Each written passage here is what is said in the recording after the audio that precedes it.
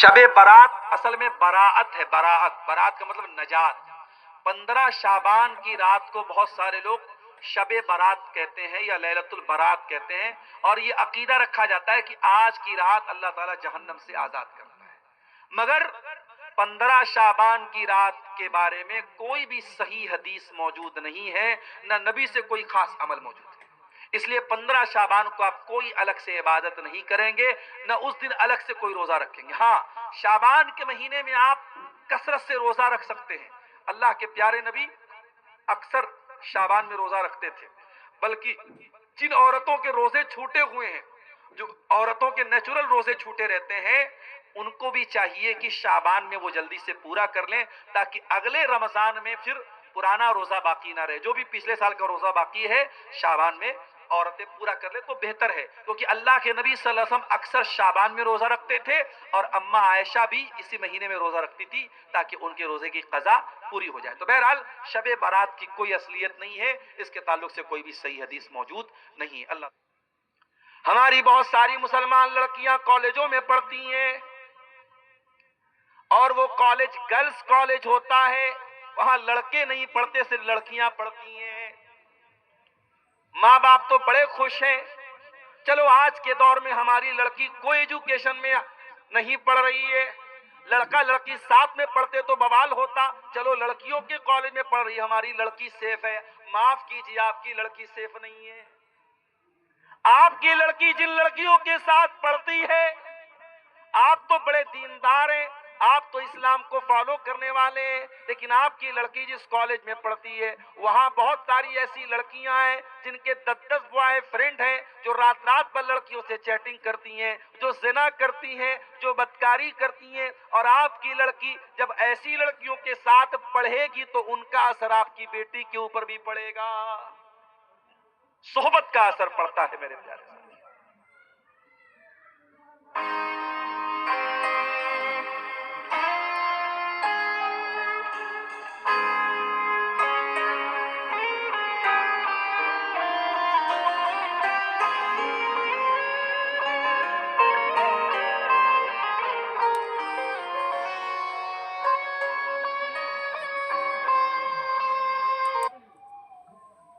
ابو طالب کے اوپر صحبت کا اثر پڑا، کلمہ نہیں پڑھ سکے، انتقال ہو گیا، اور قرآن کی آیت نازل ہو گئی، اِنَّكَ لَا تَهْدِي مَنْ أَحْبَبْتَ وَلَكِنَّ اللَّهَ يَهْدِي مَنْ يَشَاءُ۔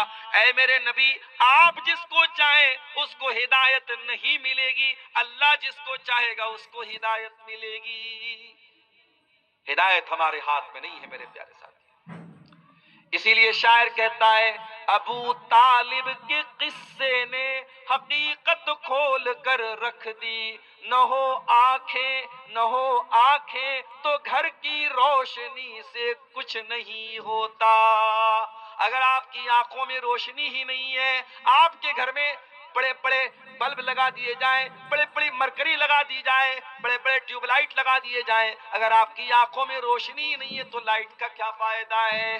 میرے پیارے ساتھیوں، ابو طالب نبی کے چچا ہونے کے باوجود، نبی کے گارجین ہونے کے باوجود کلمہ نہیں پڑھ پائے۔ ایک اور مثال دے دوں آپ کو، حضرت نوح علیہ السلام کا نام سنا ہے آپ نے؟ 950 سال تک، 950، 1000 میں 50 سال کم، اتنی عمر تک حضرت نوح علیہ السلام اللہ کے دین کو پھیلاتے رہے۔ اگر آج نماز پر کرم ٹولہ میں تقریر ہوئی اور کل صبح کوئی فجر نہ پڑے تو معاف کرنا، تقریر کرنے والے کا کیا قصور ہے؟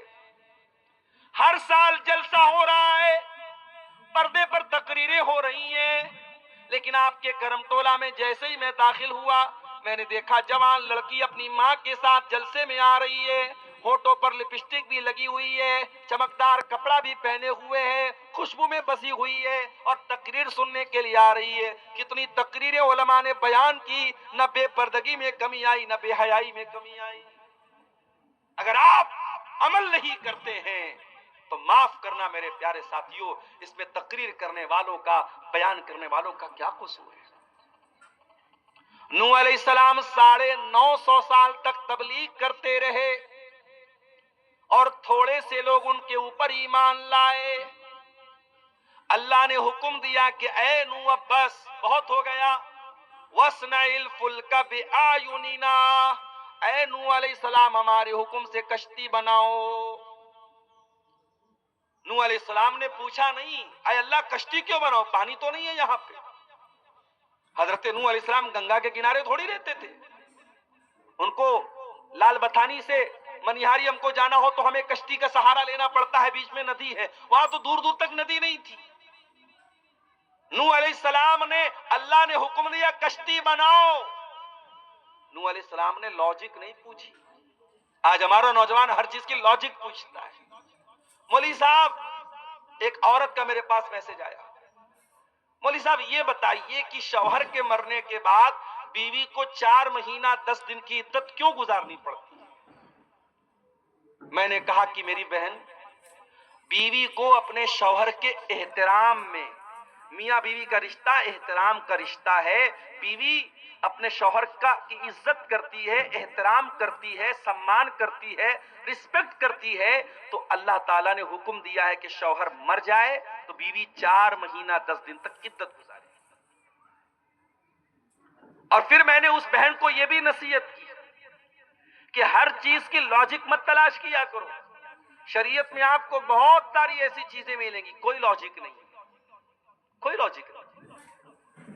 جاڑے کا موسم آیا، آپ موزہ پہنے ہوئے ہیں، ٹرین پہ میں سفر کر کے آتا ہوں، اپنی منزل پر پہنچا، دیکھا موزہ بہت گندا ہو گیا ہے. میں وضو کی حالت میں اگر میں نے موزہ پہنا ہوا ہے، شریعت کہتی ہے کہ سفر میں آپ 3 دن تک موزہ پہنے وضو کیجئے اور پیر دھونے کے بجائے پیر کے اوپر مسح کر لیجئے. اب لاجک یہ کہتی ہے کہ صاحب جب میں نے موزہ پہنا ہے تو موزے پر جو ڈسٹ لگ رہا ہے، جو گندگی لگ رہی ہے، وہ تو نیچے لگ رہی ہے، تو مسح تو نیچے ہونا چاہیے، مگر مسح نیچے نہیں، مسح اوپر ہوگا. دین میں ہر جگہ لاجک نہیں چلے گی میرے پیارے سے. اللہ نے کہا اے نوح کشتی بناؤ. نوح علیہ السلام نے لاجک نہیں پوچھی، کشتی بنانے لگے. یہ بھی نہیں پوچھا اے اللہ کشتی کیوں بنا رہا ہوں، پانی تو دور دور تک نہیں ہے. نوح علیہ السلام کشتی بنانے لگے. اب کشتی بناتے چلے جا رہے، قوم کے لوگ آتے چلے جا رہے. کلما مر علیہ ملأ من قومہ سخروا منہ، جب قوم کے لوگ وہاں سے گزرتے ہیں تو مذاق اڑاتے ہیں. دیکھو بھائی حضرت نوح تو بڑئی بن گئے، یہ تو بڑئی کا کام کر رہے ہیں، یہ تو کشتی بنا رہے. لوگ مذاق اڑا رہے، لوگ ٹھٹھا کر رہے ہیں، لوگ ہنسی اڑا رہے ہیں، مگر نوح علیہ السلام خاموشی سے اپنا کام کرتے چلے جا رہے ہیں. سبق یہ دے رہے ہیں اے سچائی کے راستے پہ چلنے والے، اے دین کے راستے پہ چلنے والے، دنیا تیرا مذاق اڑائے گی، تو پرواہ مت کرنا. اے نقاب پہننے والی خاتون، تو نقاب پہن کے نکلے گی، کوئی نعرہ بھی لگائے گا اپنے مذہب کا، تو خاموشی سے آگے بڑھ جانا. اے داڑھی رکھنے والے نوجوان، تیری داڑھی کا مذاق بھی اڑایا جائے گا، تو اپنی داڑھی پر کبھی شرمانے کی کوشش مت کرنا. کہیں لوگوں کے ہنسی مذاق کو سن کر کے اپنی داڑھی کو صاف مت کر دینا. کہیں لوگوں کے ہنسی مذاق کو سن کر کے اپنے نقاب سے اے مسلمان عورت تو سمجھوتا مت کر لینا. حضرت نوح نے سبق دیا. دنیا کتے بھونکتے رہتے ہیں اور ہاتھی چلتا رہتا ہے، ہاتھی کی چال پہ کتوں کے بھونکنے سے کوئی فرق نہیں پڑتا ہے. نوح علیہ السلام کشتی بناتے چلے جا رہے ہیں اور قوم کے لوگ مذاق اڑاتے چلے جا رہے ہیں. کشتی بن کر کے تیار. اللہ نے فرمایا کہ اے نوح اب ایک کام کرو، اس کشتی پر جتنے ایمان والے ہیں سب کو شامل کر لو،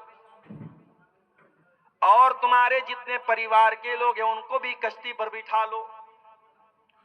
وَمِن كُلٍّ زَوْجَيْنِ اثْنَيْنِ، اور ہر جاندار، ہر جانور کا جوڑا بھی اپنی کشتی میں رکھ لو، جو بھی جاندار تمہارے سامنے موجود ہے. نوح علیہ السلام نے جتنے ایمان والے تھے، مٹھی بھر تھوڑے سے ایمان والے تھے، سب کو اپنی کشتی پہ سوار کر لیا. ان کا پریوار بھی کشتی میں آ گیا.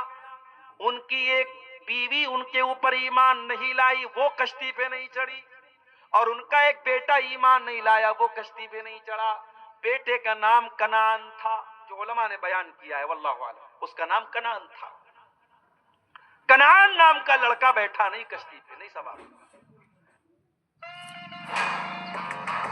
Palpable, unstoppable, nom-nommable.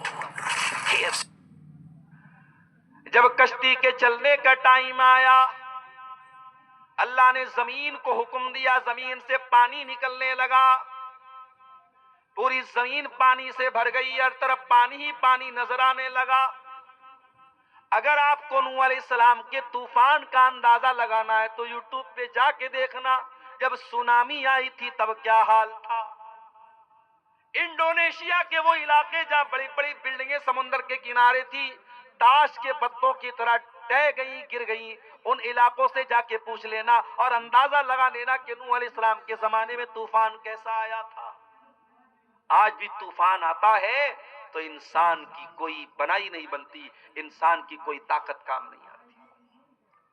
ارے طوفان تو بہت بڑی بات ہے، اتنی ترقی کر گیا ہمارا دیش بھارت، آج بھی بہار کے کچھ علاقوں میں جب سیلاب آتا ہے، جب باڑھ آتی ہے تو نتیش کمار جی بھی کچھ نہیں کر پاتے، کٹیہار کے کئی گاؤں ڈوب جاتے ہیں، پوری بستی ڈوب جاتی ہے، گاؤں کے لوگ جتنے دن سیلاب آتا ہے اپنا گاؤں چھوڑ کے کہیں اور چلے جاتے ہیں۔ اس سیلاب کا، اس باڑھ کا بھی ہمارے پاس کوئی سولوشن نہیں ہے۔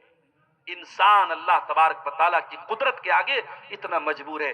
انسان کہتا ہے I am so powerful، میں بہت شکتی شالی ہوں۔ ارے تو کیا شکتی شالی ہے؟ تیری اوقات نہیں ہے، کتنی بیماریاں ہیں، تیرے پاس کوئی علاج نہیں۔ اتنی میڈیکل سائنس ترقی کر گئی، کینسر کا ابھی تک کوئی کامیاب علاج نہیں تلاش کیا جا سکا۔ جاؤ ممبئی کے ٹاٹا کینسر ہاسپٹل میں جا کے دیکھو، ہزاروں لوگ بیچارے زندگی اور موت کی لڑائی لڑ رہے ہیں، اپنے گھر، مکان، کھیت کھلیان بیچ کر لاکھوں کا علاج کرا رہے۔ کیوں؟ میرا جیون بچ جائے، میری زندگی بچ جائے۔ انسان اللہ کی قدرت کے آگے مجبور ہے میرے پیارے ساتھی۔ نوح علیہ السلام نے کشتی پر سب کو بٹھا لیا، ان کا ایک لڑکا کشتی پر سوار نہیں ہوا۔ قال یا بنی ارکب معنا ولا تکن مع القوم الکافرین، کہا ہے میرے بچے جلدی سے کشتی پہ آ جا، کافروں کا ساتھ نہ دے، تو کافروں کے ساتھ ڈوبنے والا نہ بن، میری کشتی میں آ جا۔ قال سآوی الی جبل یعصمنی من الماء، بیٹا کہنے لگا ابا جان میں بہت جینیس ہوں، اگر پانی آیا، پانی کا تھپیڑا آیا، پانی کی لہریں آئی، ابا جان میں پہاڑ کے اوپر چلا جاؤں گا۔ ارے پانی کتنا اونچا جائے گا، پہاڑ تک تھوڑی جائے گا، میں پہاڑ پہ چلا جاؤں گا۔ حضرت نوح علیہ السلام نے فرمایا قال لا عاصم اليوم من امر اللہ الا من رحم، اے میرے بچے یہ عذاب ہے، یہ طوفان اللہ کا عذاب ہے، اور اللہ کے عذاب سے کوئی پہاڑ بھی تجھے نہیں بچا سکتا۔ طوفان آیا اور حضرت نوح علیہ السلام کا بیٹا ڈوب گیا، مر گیا، ڈوب گیا، ختم ہو گیا، اور آخرت بھی اس کی برباد ہوگی، کیونکہ اللہ نے کہا تھا وہی کامیاب ہوگا جو تیری کشتی پہ آئے گا۔ جب نوح علیہ السلام کا بیٹا ان کی آنکھوں کے سامنے ڈوب گیا، اتنے بڑے نبی ہیں، اللہ نے بتا بھی دیا تھا کہ جو کشتی میں جائے گا وہی بچے گا۔ نوح علیہ السلام کو تو سمجھ جانا چاہیے میرا بیٹا ایمان نہیں لایا اسی لیے تو ڈوب گیا، مگر باپ کا کلیجہ ماننے کو تیار نہیں ہے۔ باپ باپ ہوتا ہے میرے ساتھ، باپ جتنا بھی سمجھدار ہو جائے اولاد کی محبت اندھا کر دیتی ہے۔ باپ قالا، حضرت نوح علیہ السلام نے کہا اللہ تو نے وعدہ کیا تھا تو میرے پریوار کو بچائے گا، میری فیملی کو بچائے گا، اے اللہ میرا بیٹا میری آنکھوں کے سامنے ڈوب گیا۔ ان وعدک الحق، اے اللہ تیرا وعدہ سچا ہے، تیرا وعدہ کہاں گیا؟ میرا بیٹا کیسے ڈوب گیا، میرا بچہ کیسے ڈوب گیا؟ بیٹے نے باپ کی بات نہیں مانی، باپ سمجھاتا رہا، بیٹے نے باپ کی بات نہیں مانی، بیٹا ڈوب گیا، مگر باپ کی محبت دیکھو میرے پیارے صاحب۔ جن کے باپ زندہ ہیں باپ کی قدر کر لو میرے بھائیو، جن کی مائیں زندہ ہیں ماؤں کی قدر کر لو۔ نہ ماں کبھی دوبارہ زندگی میں ملے گی، نہ باپ کبھی دوبارہ زندگی میں ملے گی۔ آج 4 پیسے تمہارے پاس ہیں، باپ کس کو ضرورت پڑی تو تمہیں وہ پیسے دینے میں ہماری جان جاتی ہے. بیوی الگ سمجھا رہی ہے، ارے چلو ابا کو کیا ضرورت ہے پیسہ دینے کی. ارے آج جس باپ کو تم پیسہ دینے سے کترا رہے ہو اور تمہارے پاس پیسے کی کمی نہیں ہے، کل تم تلاش کرو گے کہ کہاں میرا باپ مجھے مل جائے، میں اس کے ہاتھ میں کچھ پیسے رکھوں.